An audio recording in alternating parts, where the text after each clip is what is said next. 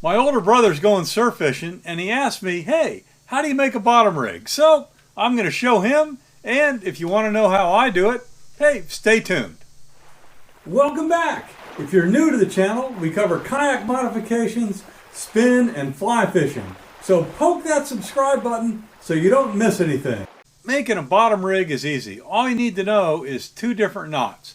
But the first thing you got to do is decide what type of line you're going to make the bottom rig on.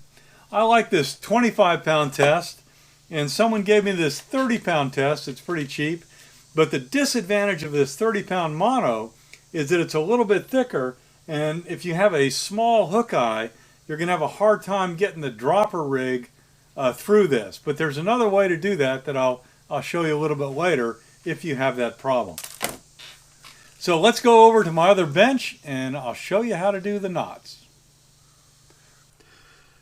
The first knot you need to know is the surgeon's loop, and you're going to do this on both ends. Basically, and I'm using 0 weight fly line so you can see it. You just make a big loop, and then you're going to make 1 overhand knot,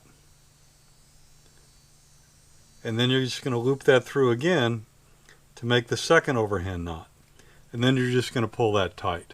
The size of the bottom loop depends on how you want to rig up the weight. So you can either make it small if you're going to put one of these snap links on there, because that doesn't take much room at all, or you can make it a little bit bigger, and I'll just use this weight as an example. If you're going to run the line through the weight and then loop it around to hold the weight on. Up to you. But make this same knot up at the top, and that's what you're going to attach to your running line. Making the dropper loop is pretty simple. The way I try the dropper, it just requires a little bit of finger coordination. So you're going to grab the line and you're going to fold it over like that. So I've got my fingers through the bottom of the loop and I'm holding on the top with my thumb. Then it's a matter of taking this finger while I'm still keeping tension on and pushing it around a couple times. And you can see that what this does is it makes some turns on either side. So it's important to keep this open right here, because the last step is you're going to reach through and grab the bottom and then pull that through. And once you get it through, I like sticking a finger in there, and then you're just going to gradually tighten it down, and there's your dropper loop. I recommend taking some water and wetting this when you tighten it. So what happens if you have a hook with a small eye, or you want to put some kind of an attractor on there? I'll just use this bead as an example.